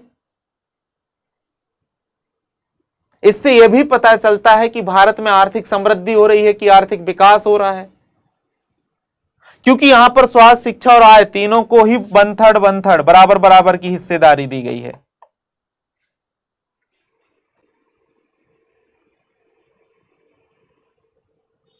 इस तरीके से मानव विकास सूचकांक क्या है, आर्थिक विकास का मापक है। ठीक है, चलो सतत विकास या धारणीय विकास ये क्या है भाई? अभी तक हमने देखा कि हम एक विकास करते हैं। अर्थव्यवस्था किस लिए चलाई जाती है? अर्थव्यवस्था जो होती है, जो अर्थव्यवस्था है वो किस लिए काम करती है? अर्थव्यवस्था इसीलिए काम करती है भैया कि हम उत्पादन करके, उपभोग, विनिमय करके, वितरण करके और उपभोग करके क्या करें? उपभोग करके, विनिमय, वितरण, उपभोग, उत्पादन, इन सब आर्थिक क्रियाओं के बाद क्या करें? हम लोगों के जीवन स्तर में सुधार करें या उनका कल्याण करें। इसीलिए कहा जाता है अर्थशास्त्र क्या है? धन का विज्ञान है, कल्याण का विज्ञान है कि नहीं? तो हम ये उत्पादन, वितरण, विनिमय, उपभोग किस लिए करते? इसीलिए ना करते लोग कल्याण हो, इसीलिए करते हैं। हमने कल्याण किया, उत्पादन किया, वितरण किया, विनिमय किया, उपभोग किया, कल्याण के लिए किया। पर हमने इसी दौरान जब ये अर्थव्यवस्था चल रही होती है, विकास कर रही होती है, तो उत्पादन के दौरान हम जिन संसाधनों का उपयोग करते हैं, हमने उन संसाधनों के उपयोग में क्या की है? उन संसाधनों के उपयोग में हमने प्रकृति के साथ खिलवाड़ किया, भविष्य के साथ खिलवाड़ किया। तो हम लोग ने पैसा तो कमा लिया, पर हमने आने वाले समय में देखा कि इससे हमने क्या किया है? संसाधनों का क्षरण किया है और इस प्रकृति को जिसमें हम रह रहे हैं उसको हमने क्षति पहुंचाई है। और इससे क्या हुआ है? इस प्रकार के विकास से, जिसमें हमने संसाधनों को नुकसान पहुंचाया, प्रकृति को नुकसान पहुंचाया, इससे मानव के अस्तित्व या उसके भविष्य पर ही प्रश्न चिन्ह खड़ा हो गया है। हमने कृषि के लिए जंगल काट दिए, विकास के लिए नदियां, तालाब सबको डुबो दिया, खत्म कर दिया, अपनी जरूरतों के लिए सब पहाड़ों को खोद डाला, भूगर्भ से संसाधन निकाल लिए, चूस लिया, जल को प्रदूषित कर दिया, वायु को प्रदूषित कर दिया, मिट्टी को प्रदूषित कर दिया, सब चीजों का क्या कर दिया? हमने क्षरण कर दिया विकास के लिए। हमने कहा 121 करोड़ लोग खाएंगे क्या? क्या खाएंगे? अनाज खाएंगे। कैसे उगाएंगे? कीटनाशक डाल डाल के उगाएंगे। तो हमने मिट्टी में भरपूर उत्पादन लेने के लिए कीटनाशक डाला, उर्वरक डाला, और फिर देखा कि यार भूमि अब तो बंजर होने लगी। फिर नहीं समझ में आया कि अब 121 करोड़ क्या, अब 135 करोड़ लोग क्या खाएंगे। तो जब हरित क्रांति आई 66-67 में, उस समय कितनी पॉपुलेशन थी पता है आपको? उस समय चिंता हो रही थी कि लोग क्या खाएंगे, और खाने के लिए क्या डाला हमने? उर्वरक, कीटनाशक डाले। तो हमने उस समय यह नहीं सोचा था कि 2022 में जाते जाते जब 130 करोड़ पॉपुलेशन होगी, उस समय फिर कौन क्या खाएगा, उसका क्या आकलन है। तो हमने उस समय, हरित क्रांति के समय, सिर्फ हमको मन में आया कि आर्थिक विकास करना, उत्पादन बहुत करना, लोग खाएंगे क्या, और हमने खेतों में क्या डालना? कीटनाशक, उर्वरक डालना शुरू कर दिया।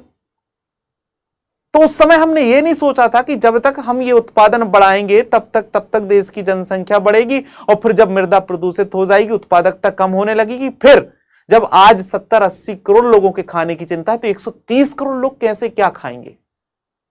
तो जब ऐसा नहीं सोचा जाता है उसको बोलते असतत विकास, और लेकिन जब ऐसा सोच लिया जाता है उसको बोलते हैं सतत विकास।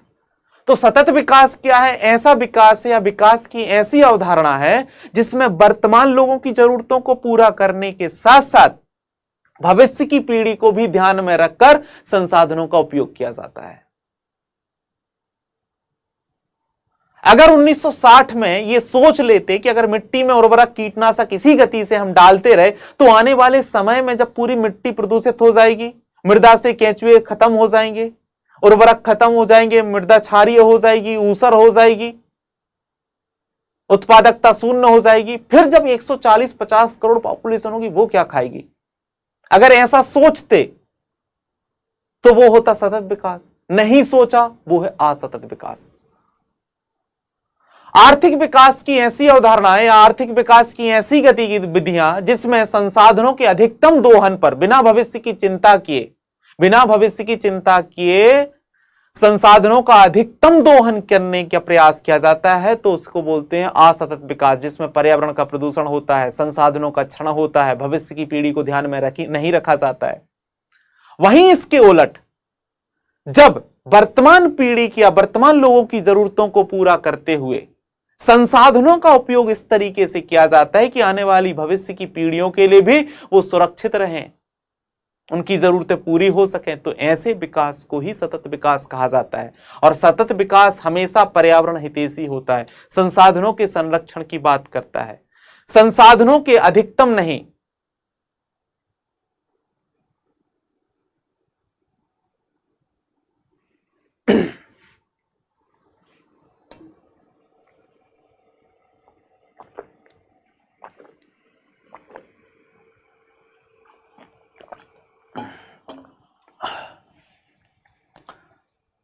संसाधनों के अधिकतम उपयोग की बात नहीं करता है, वो उसके मितव्ययतापूर्ण उपयोग की बात करता है कि हमारी जितनी जरूरत का उतना हम उपयोग करेंगे, नहीं तो उसको रिसाइकिल करेंगे, रीयूज करेंगे, अपनी जरूरतों को रिड्यूस करेंगे। तो 3R का कॉन्सेप्ट लागू हो जाता है, रिसाइकल, रीयूज, रिड्यूस। हो जाता है कि नहीं हो जाता? हो जाता है। तो सतत विकास या धारणीय विकास क्या है? सतत विकास या धारणीय विकास विकास की ही एक अवधारणा है। किसकी? विकास की। किसकी अवधारणा है? ये विकास की ही एक अवधारणा है। विकास की ही क्या है? एक अवधारणा है।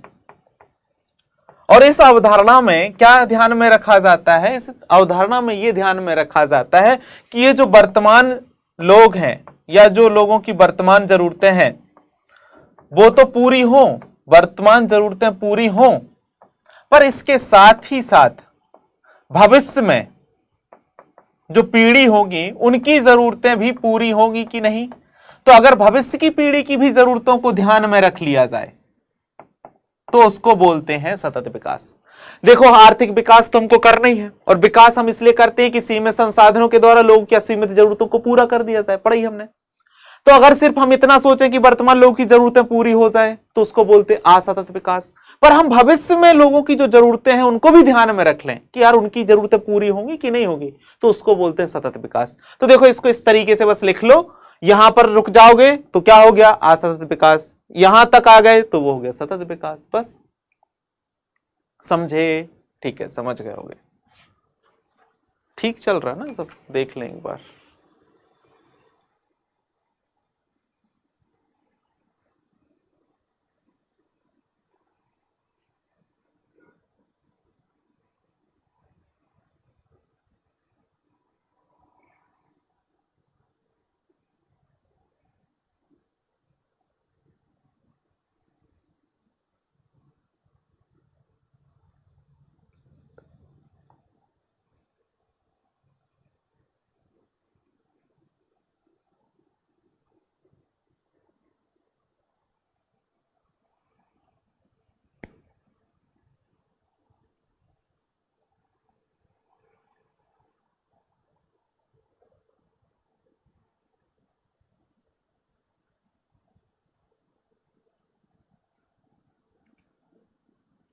चलो, सभी को गुड इवनिंग, सभी को नमस्ते। ठीक है, चलो, सब ठीक चल रहा।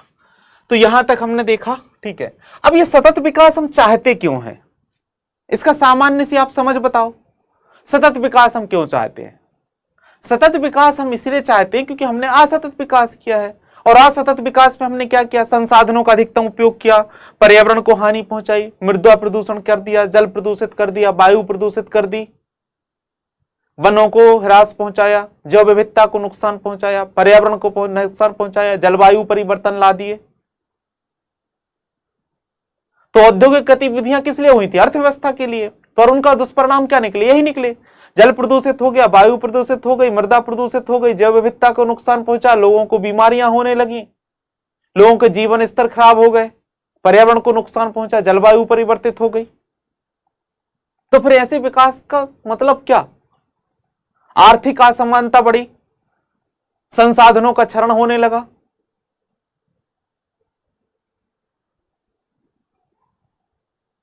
पूंजी का केंद्रीकरण बढ़ गया। तो फिर हमने सोचा यार ये सब जब नुकसान ही नुकसान है तो इससे अच्छा सतत विकास कर लिया जाए। तो सतत विकास करने के कुछ उद्देश्य होंगे। यही उद्देश्य थे कि प्राकृतिक संसाधनों का संरक्षण हो जाएगा। भैया, प्राकृतिक संसाधनों का संरक्षण होगा कि नहीं होगा? होगा। प्रकृति के अनुकूल तकनीकों का उपयोग करेंगे हम। सामाजिक अन्याय की समाप्ति। अभी क्या होता है उद्योगों में, आप देखेंगे कि बस लूटने पर बल दिया जाता है, जितने भी उद्योग लगे हैं आप देखें कि मध्य प्रदेश के जनजातीय क्षेत्रों में लगाए गए हैं, क्योंकि वहीं से कच्चा माल निकलता है, वहीं सस्ता श्रम मिलता है, वहां पर फिर शोषण शुरू हो जाता है। इसके बाद विकेंद्रीकरण, क्योंकि आप देखेंगे सतत विकास जो है विकेंद्रीकरण पर बल देता है, चाहे वो धन का हो, चाहे सत्ता का हो, चाहे योजनाओं का हो, सबका विकेंद्रीकरण करने की बात करता है। पर आप उद्योगों में देखेंगे हमेशा असतत विकास में केंद्रीकरण दिखेगा आपको। जहां उद्योग है वहीं वहीं बनते जाएंगे, जहां शहर है वहीं वहीं सब बढ़ते जाएगा, बाकी सब पिछड़ते जाएंगे। आर्थिक वंचनाओं से मुक्ति, आर्थिक वंचनाओं से मुक्ति मतलब वही आय, जीवन स्तर, सबको क्या चाहिए, एक पैसा चाहिए मूलभूत आवश्यकताओं को पूरा करने के लिए। पर जब औद्योगिक गतिविधियां चलती थी तो उसमें पूंजी का केंद्रीकरण हुआ करता था। उससे क्या हुआ, पूंजीवादी शक्तियां बढ़ी, पूंजीपतियों का वर्चस्व बढ़ा, लोगों का पैसा क्योंकि ऊपर की तरफ जान खींचना शुरू हो जाता है। तो सतत विकास से बहुत सारे फायदे हुए, प्राकृतिक संसाधनों का क्षरण हुआ, संरक्षण हुआ, प्राकृतिक अनुकूल तकनीकों का उपयोग करना हमने शुरू कर दिया, सामाजिक न्याय की प्राप्ति हुई, विकेंद्रीकरण हो गया, सत्ता का, राजनीति का और सब चीजों का, आर्थिक वंचनाओं से मुक्ति मिली, क्योंकि सब चीजें फिर बढ़ने लगती हैं। ठीक है, आर्थिक नियोजन आप सभी जानते हो, क्या जानते हो आप सभी? आप सभी जानते हो कि ये जो अर्थव्यवस्था है क्या है, ये जो अर्थव्यवस्था है, ये अर्थव्यवस्था है किस लिए? अर्थव्यवस्था इसीलिए है ना कि हम इस मानव का कल्याण कर सके। तो पूरी अर्थव्यवस्था इसीलिए बनाई गई है कि मानव का कल्याण किया जा सके। इसीलिए ना व्यवस्था, कोई भी व्यवस्था किस लिए बनाई जाती है? इसीलिए कि उससे अच्छा कुछ हो सके, इसीलिए व्यवस्था बनाते हैं। तो ये जो अर्थव्यवस्था बनाई गई ये भी मानव के कल्याण के लिए बनाई गई थी। और मानव का कल्याण कैसे होता है? मानव का कल्याण होता है कि भाई उसकी जरूरतों को पूरा किया जाए। किसकी? मानव की जरूरतों को पूरा किया जाए। उसकी जरूरतें क्या क्या हैं? उसकी जरूरतें बहुत सारी हैं। क्या क्या जरूरतें हैं? उसकी जरूरत है शिक्षा, उसकी जरूरत है स्वास्थ्य, उसकी जरूरत है उद्योग, उसकी जरूरत है परिवहन, उसकी जरूरत है संचार, उसकी जरूरत है तकनीक, उसकी जरूरत है और भी खाद्यान्न चीजें।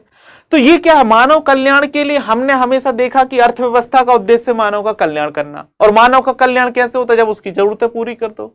और उसकी जरूरतें कैसी है? सीमित नहीं है, असीमित जरूरतें हैं। क्या नहीं चाहिए आपको? आपको सड़क चाहिए, पुल चाहिए, संचार चाहिए, तकनीक चाहिए, उद्योग चाहिए, स्वास्थ्य चाहिए, शिक्षा चाहिए, रोजगार चाहिए। क्या क्या नहीं चाहिए आपको? तो इस संसार में मानव की जो जरूरतें हैं वो असीमित है। और अर्थव्यवस्था काम क्या कर रही है? इसका मानव का कल्याण कर रही है। और मानव का कल्याण कब होगा? जब उसकी जरूरतें पूरी हो। तो इस अर्थव्यवस्था को करना क्या पड़ता है? इस अर्थव्यवस्था को करना यह पड़ता है कि इसके पास जो सीमित संसाधन होते हैं, क्या होते हैं? सीमित संसाधन होते हैं। भाई मिट्टी तो सीमित ही है, मिट्टी सीमित है, पैसा सीमित है, उद्योग सीमित है, पेट्रोल सीमित है, कोयला सीमित है, हर चीज क्या है? जो भी इस धरती पर है सीमित संसाधन है। और अर्थव्यवस्था को उन्हीं का उपयोग करना है। तो यह अर्थव्यवस्था क्या करती है? इन सीमित संसाधनों के द्वारा क्या करती है? इस सीमित संसाधनों के द्वारा इस मानव के कल्याण के लिए उसकी असीमित जरूरतों को पूरा करने का प्रयास करती है। यही अर्थव्यवस्था है। तो अब आप भी जानते हो कि सीमित संसाधनों से असीमित जरूरतें पूरी नहीं हो सकती। तो फिर क्या करना पड़ेगा?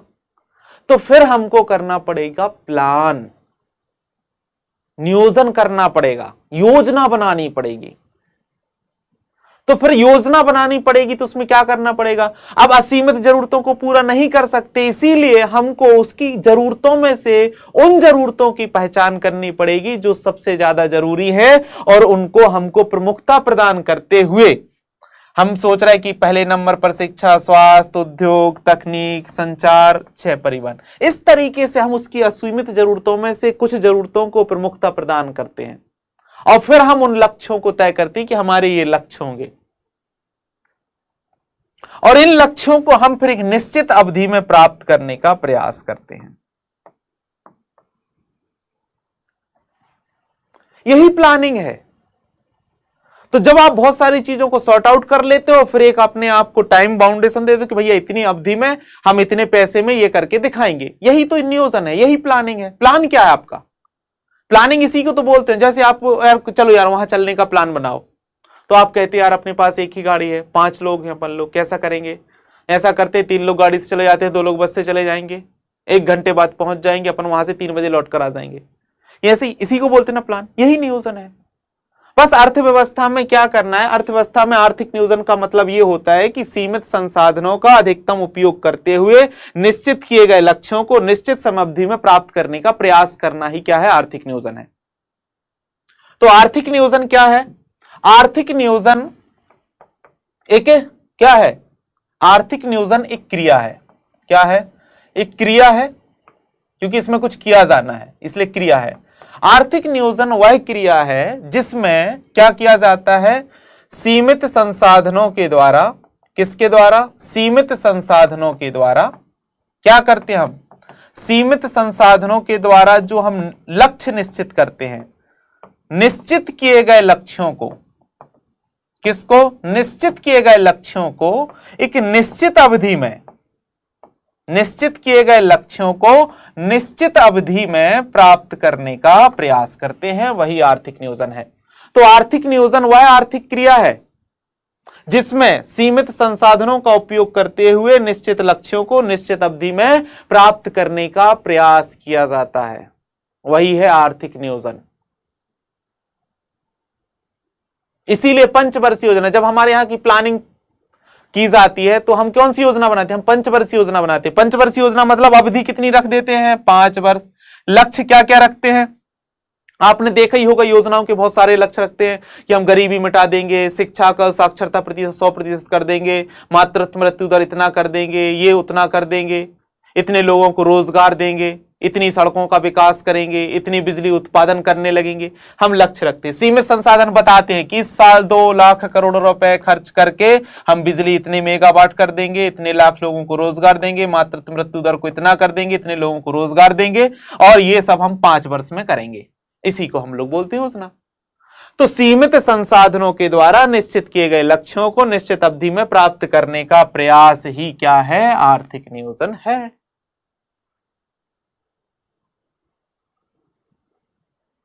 ठीक है, इसी को बोलते प्लान।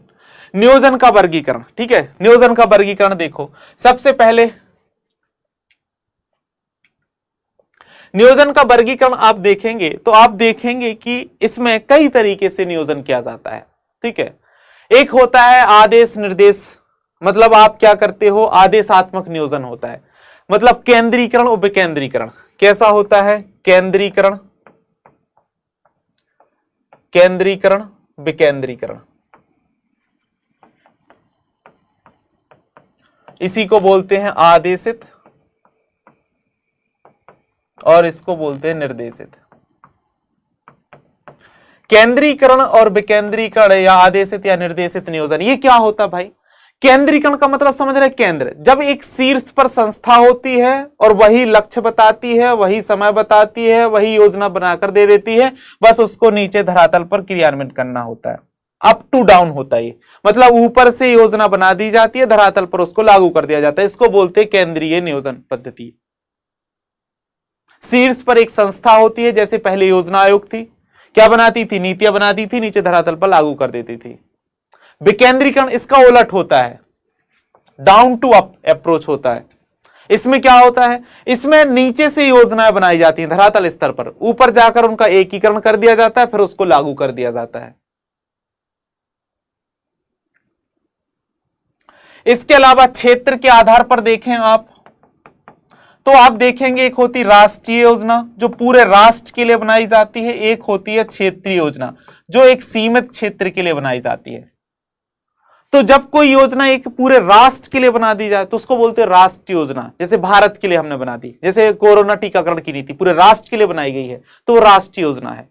अगर की टीकाकरण की नीति सिर्फ एक जिले के लिए बना देते तो वो हो जाती क्षेत्रीय योजना। तो जब कोई योजना पूरे राष्ट्र के लिए बना दी जाती है, बृहद क्षेत्र के लिए बना दी जाती है, तो उसको राष्ट्रीय योजना बोलते हैं। और जब वो किसी सीमित क्षेत्र के लिए बनाई जाती है तो उसको बोलते हैं क्षेत्रीय योजना। वही जब कोई योजना किसी ऊपर बैठी हुई सत्ता या केंद्रीय सत्ता के द्वारा बनाई जाए और फिर नीचे पहुंचाई जाए तो उसको बोलते हैं केंद्रीय योजना, केंद्रीकरण। और विकेंद्रीकरण में क्या होगा, नीचे धरातल पर आधार पर तैयार की जाएंगी योजनाएं, ऊपर उनका एकीकरण होगा, फिर उसको लागू किया जाएगा।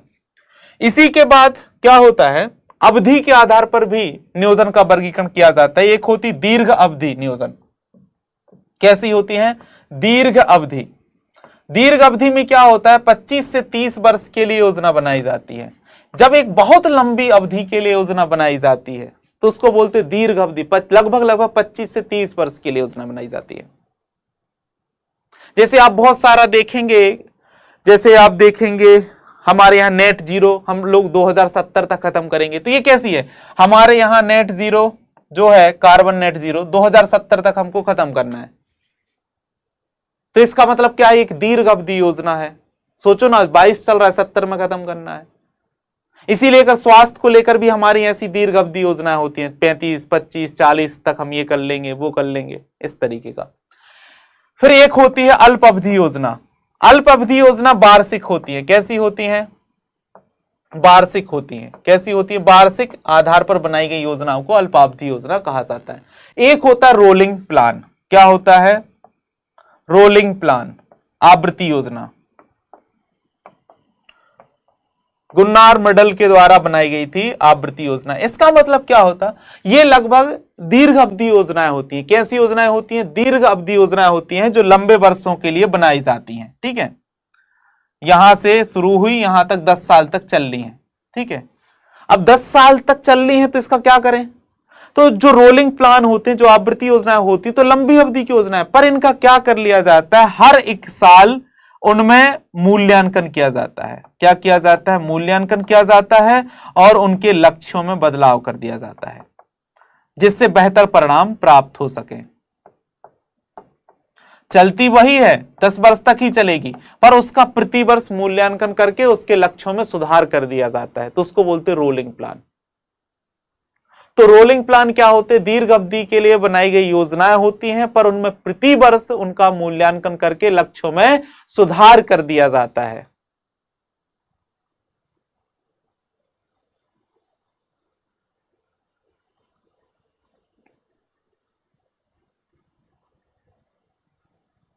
तो इस तरीके से ये चलता है। ठीक है, तो कभी आ जाए, वैसे अब तो ये सब खत्म हो गया। चलो, यहां तक क्लियर हुआ। अब फटाफट कल का रिवीजन करेंगे।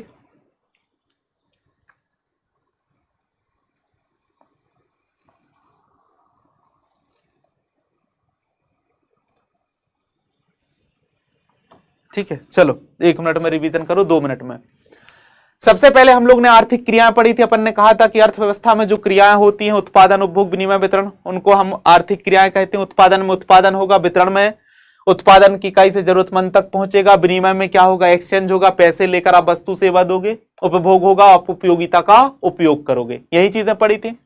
फिर हमने देखा था अर्थव्यवस्था और अर्थशास्त्र क्या है। अर्थशास्त्र में हमने देखा था उत्पादन, उपभोग, विनिमय, वितरण का अध्ययन करना था हमको, और अर्थव्यवस्था में उत्पादन, उपभोग, विनिमय, वितरण को लेकर एक व्यवस्था बनानी थी, जिससे सीमित संसाधनों के द्वारा लोगों की असीमित जरूरतों को पूरा किया जा सके। ठीक है, फिर हमने देखा था कि अर्थशास्त्र का विज्ञान कहा था एडम स्मिथ ने, अल्फ्रेड मार्शल ने कहा था नहीं ये कल्याण का विज्ञान है, लॉर्ड रॉबिन्सन ने कहा था ये अर्थशास्त्र दुर्लभता का सिद्धांत है। फिर हमने पढ़ा था एडम स्मिथ के बारे में कि भैया इनकी पुस्तक है वेल्थ ऑफ नेशन, इनको A to Z कहा जाता है, अर्थशास्त्र का पूंजीवाद के जनक हैं, व्यष्टि अर्थशास्त्र के जनक हैं। इन्होंने लेजिस्फेयर का सिद्धांत दिया था, इन्होंने इनविजिबल हैंड, आदर्श सिद्धांत, आदर्श हाथ का सिद्धांत दिया था, इन्होंने श्रम विभाजन का सिद्धांत दिया था, स्कॉटलैंड के थे ये। ठीक है, इसके बाद हमने कार्ल मार्क्स के बारे में देखा था कि इनकी पुस्तक है दास कैपिटल, इन्होंने को साम्यवाद का, वैज्ञानिक साम्यवाद का जनक कहा जाता है। ये सर्वाहार क्रांति की बात करते हैं, ये कहते हैं कि संसाधनों पर सरकार का सार्वजनिक स्वामित्व होना चाहिए, पूंजीपतियों का नहीं। ठीक है, J.M. कीन्स ये मिश्रित अर्थव्यवस्था के जनक कहे जाते हैं। ठीक है, समष्टि अर्थशास्त्र के जनक भी कहे जाते हैं। इनकी किस पुस्तक का नाम था? General theory of employment, investment and money. इन्होंने रोजगार का सिद्धांत भी दिया था। इन्होंने कहा था कि लोगों की उपभोक्ता की प्रवृत्ति को बढ़ाना होगा, निवेश करना होगा, तभी रोजगार सृजन होगा। ठीक है। इसके बाद हमने पढ़ा था व्यष्टि अर्थशास्त्र, समष्टि अर्थशास्त्र। व्यष्टि अर्थशास्त्र में हमने देखा था कि भैया जब एक इकाई का आप अध्ययन करोगे तो वो व्यष्टि होगा, जब पूरी इकाई का, पूरे राष्ट्र का, अंतरराष्ट्र का, राज्य की आर्थिक गतिविधियों का अध्ययन करोगे तो वो समष्टि अर्थशास्त्र होगा। इसका एडम स्मिथ जनक था, इसका जेएम कीन्स था। ये कीमतों के सिद्धांत पर आधारित थी, ये रोजगार और आय पर आधारित थी। ये क्या था? सीमित क्षेत्र के लिए होता था, असीमित क्षेत्र के लिए होता था कि नहीं? ठीक है। प्राथमिक क्षेत्र में हमने देखा था कि भाई कृषि, खनन, उत्खनन, मत्स्य से जुड़ी हुई गतिविधियां शामिल होती हैं। यहां कच्चा माल हमको मिलता है, इसलिए इसको कृषि क्षेत्र कहते हैं। यहां से हमने देखा था कि उद्योगों को कच्चा माल जाता है, जिससे निर्माण विनिर्माण होता है, इसलिए उसको द्वितीयक क्षेत्र या औद्योगिक क्षेत्र भी कहते हैं। फिर हमने देखा था तृतीयक क्षेत्र में बीमा, परिवहन जैसी गतिविधियां होती हैं, जो प्राथमिक क्षेत्र और द्वितीयक क्षेत्र को अपनी सेवाएं प्रदान करते हैं। और इस तरीके से पूरे अर्थशास्त्र में, अर्थव्यवस्था में राज्य की, राष्ट्र की, अंतरराष्ट्रीय, ये तीन गतिविधियां चलती रहती हैं, प्राथमिक क्षेत्र, द्वितीयक क्षेत्र, तृतीयक क्षेत्र की। ठीक है। फिर हमने देखा था भाई कि अर्थव्यवस्थाओं के कई प्रकार हैं। पूंजीवादी, जहां पर उत्पादन, उपभोग, विनिमय, वितरण पर पूंजीपतियों का स्वामित्व होता है। फिर हमने देखा कि जहां पर उत्पादन, उपभोग, विनिमय, वितरण पर सरकार का नियंत्रण होता है, वहां समाजवादी अर्थव्यवस्था होती है। फिर हमने आपको बताया कि जहां पर दोनों चीजें एक साथ पाई जाए, सरकार का भी नियंत्रण हो और पूंजीपतियों का भी काम चल रहा हो, तो वहां मिश्रित अर्थव्यवस्था होती है। फिर हमने देखा था कि कुछ राष्ट्र ऐसे हैं जो आज द्वंद्व की स्थिति में, जो डिसाइड ही नहीं कर पा रहे हैं कि करें क्या, हम कैसे विकास करें, वो अति अल्प विकसित हैं। फिर हमने देखा कि अल्प विकसित हैं कुछ लोग जिन्हां पर आर्थिक गतिविधियां अभी अभी शुरू हुई हैं। फिर हमने देखा विकासशील राष्ट्र, जहां पर आर्थिक गतिविधियां तो शुरू हो गई हैं, पर संसाधनों का, प्राकृतिक संसाधनों और मानव संसाधनों का पूर्ण दोहन नहीं हो पा रहा है। जीवन स्तर कम है, लोगों की आय कम है, तकनीकी कम है, उत्पादन कम है, महंगाई ज्यादा है। फिर हमने देखा विकसित राष्ट्र, विकसित अर्थव्यवस्थाएं, जहां पर मानव संसाधन, प्राकृतिक संसाधन का भरपूर उपयोग किया जा रहा है, बेहतर जीवन स्तर है, लोगों की आय बहुत है, उत्पादन अधिक है, निर्यात किया जा रहा है बड़े पैमाने पर। फिर हमने देखा बंद अर्थव्यवस्था, लोगों का जो है या राष्ट्रों का आयात निर्यात शून्य है, वो किसी के साथ कुछ लेते देते नहीं है, उसको बोलते बंद अर्थव्यवस्था। फिर हमने देखा कि राष्ट्र क्या करते हैं, आयात निर्यात करते हैं, वस्तुओं का लेन देन करते हैं, तो उनको बोलते खुली अर्थव्यवस्था। फिर हमने देखा था विश्व बैंक के आधार पर निम्न आय वर्ग, मध्यम आय वर्ग, उच्च आय वर्ग और मध्यम, उच्च और उच्च आय वर्ग, चार देश थे। ठीक है। 1036 प्रति व्यक्ति आय वाले देश, जिनकी आय जो है डॉलर में 1036 या उससे कम होती है, वो निम्न आय वर्ग। 1036 से लेकर 40-45 तक जिनकी होती है वो मध्यम, ठीक है, निम्न मध्यम। फिर उसके बाद 40-46 से लेकर 12,535 तक वो होते हैं उच्च मध्यम वाले, और जिनकी 12,536 से ज्यादा होती है वो उच्च आय वर्ग वाले देश होते हैं। फिर हमने ये कुछ वस्तुएं देखी थी, हमने बताया था बेबलिन वस्तु की भैया इनकी कीमतें कम हो गई तो इसकी मांग कम होगी। गिफिन वस्तुएं, इनकी मांग, कीमतें बढ़ेगी, मांग बढ़ जाएगी। सार्वजनिक वस्तुएं जो सरकार सबके लिए उपलब्ध कराती है, निजी वस्तुएं जो हमारी हैं, ठीक है, मिश्रित वस्तुएं जिन पर सरकार और निजी दोनों क्षेत्रों का कब्जा है। मेरिट वस्तुएं, ऐसी वस्तुएं जो निजी क्षेत्र की तो हैं पर लोगों की बहुत जरूरतों की हैं, इसलिए सरकार बजट के माध्यम से लोगों को प्रदान करती है, जैसे शिक्षा, स्वास्थ्य, ये सब चीजें। फिर हमने देखा स्थानीय वस्तुएं जो लोकल स्तर पर आपको प्राप्त होती हैं। सफेद वस्तुएं जो कि विलासिता की वस्तुएं होती हैं, एसी, फ्रिज, ये सब। नारंगी वस्तुएं जो एक सीजन के बाद उपयोग में नहीं लाई जाती, जैसे स्वेटर। लाल वस्तुएं जो बहुत जल्दी खराब हो जाती हैं। पीली वस्तुएं जिनका प्रॉफिट मार्जिन ज्यादा होता है और लंबे समय तक चलती हैं। भूरी वस्तुएं जो ऑडियो विजुअल आइटम्स होते हैं, इनको भूरी वस्तुएं कहा जाता है। इंफीरियर गुड्स, इंफीरियर गुड्स उनको कहा जाता है कि जब आपकी आय बढ़ती है, आपके पास पैसा आया, फिर आप उसको लेना पसंद नहीं करते, उनको बोलते हैं इंफीरियर गुड्स। मतलब ऐसी वस्तुएं जो सिर्फ गरीब लोगों के काम आती हैं, अमीर लोग उनका उपयोग नहीं करते। जैसे जैसे आपकी आय बढ़ती जाएगी आप उन चीजों से दूरी बनाते जाओगे, ऐसी वस्तुओं को बोलते हैं इंफीरियर गुड्स। हीन वस्तुएं, हीन वस्तुएं। स्थानापन्न वस्तुएं, मतलब एक वस्तु के बदले दूसरी वस्तु का उपयोग करना शुरू कर देते हो। पूरक वस्तुएं, एक वस्तु लेने पर दूसरी वस्तु लेना जरूरी हो जाता है, तो ऐसी वस्तुओं को बोलते पूरक वस्तुएं। गाड़ी लेने पर पेट्रोल, डीजल। गिग अर्थव्यवस्था जिस अर्थव्यवस्था में या जिस आर्थिक गतिविधियों में आपको किसी को नियोजित करने की जरूरत नहीं पड़ती, बस आप काम करो, लोग आपसे जुड़ते जाएंगे बिना एम्प्लॉयमेंट के, जैसे कि उबेर, जोमेटो, स्विगी, कोई अलग से नहीं इनके ऑफिस वॉफिस खोले जाते, बस लोग होते हैं, अपना रजिस्टर करते हैं, बांटते रहते हैं, ठीक है। डिजिटल अर्थव्यवस्था आप सभी जानते हो, इंटरनेट डिजिटल आधारित, ठीक है। उभरती हुई बाजार अर्थव्यवस्था जहां पर अपार संभावनाएं हैं वृद्धि की, निवेश की, ठीक है, ग्रोथ रेट की, उसको उभरती हुई बाजार अर्थव्यवस्था कहा जाता है, जैसे भारत। आत्मनिर्भर अर्थव्यवस्था जो कुछ लेते देते नहीं, जिनकी अपनी जरूरतें खुद ही पूरी कर लेते हैं। समानांतर अर्थव्यवस्था, अर्थव्यवस्था में पैसे चल रहे होते हैं जो कि लीगल होते हैं, वैध होते हैं, पर इसी वैध पैसों के साथ, इसी वैध रुपयों के साथ उसके बगल से अवैध रुपया भी चल रहा होता है, उसको बोलते हैं समानांतर अर्थव्यवस्था। आत्मनिर्भर अर्थव्यवस्था, टाइगर अर्थव्यवस्था, जब किसी भी राष्ट्र में क्या हो रहा होता है, आर्थिक समृद्धि, आर्थिक विकास हो रहा होता है बहुत तीव्र गति से, तो उसी के साथ साथ लोगों के जीवन स्तर में, उनकी आय में भी वृद्धि हो रही होती है, गुणवत्ता में वृद्धि हो रही, तो इसको बोलते हैं टाइगर अर्थव्यवस्था। ज्ञान अर्थव्यवस्था, जहां पर ज्ञान का संवर्धन होता है, ज्ञान का केंद्र बन जाता है, लोगों का स्किल बढ़ने लगता है, उनके प्रबंधन का काम कर दिया जाता है, तो उसको बोलते हैं ज्ञान अर्थव्यवस्था। युवा अर्थव्यवस्था, जहां पर युवा ज्यादा हो, जैसे भारत में 25 वर्ष के लोगों की संख्या 70-75%, 50% है, 25 से 35 वालों की 70% है, तो इसको बोलते हैं युवा अर्थव्यवस्था वाले देश। नव भारत, जहां पर उभरती हुई अर्थव्यवस्था है, ज्ञान आधारित अर्थव्यवस्था है, युवा अर्थव्यवस्था है, इसको बोलते हैं नव भारत अर्थव्यवस्था।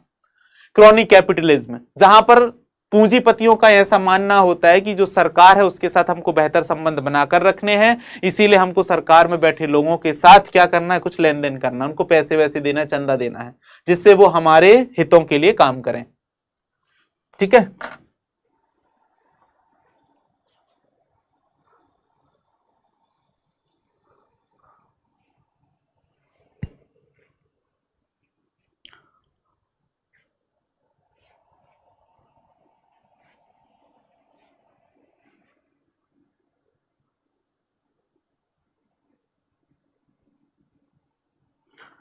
पीडीएफ में से कोई से भी 3-4 जो आपको लिखने हैं वो आप लिख लें, ठीक है।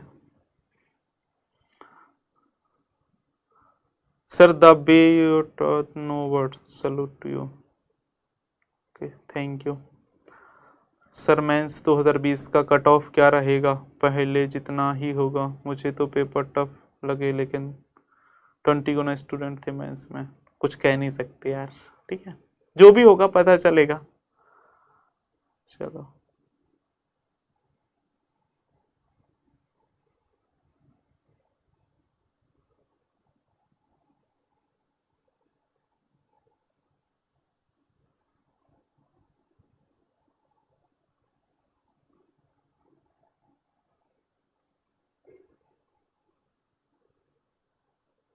चलो ठीक है।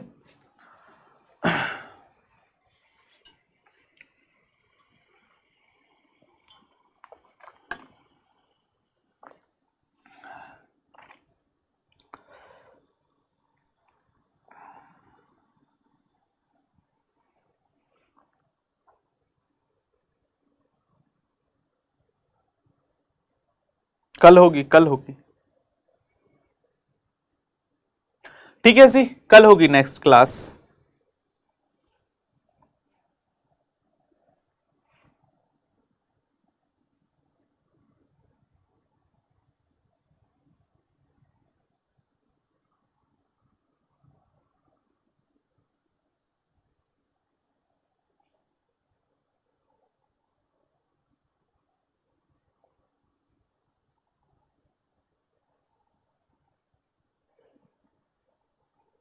चलो ठीक है, okay, bye bye, good night.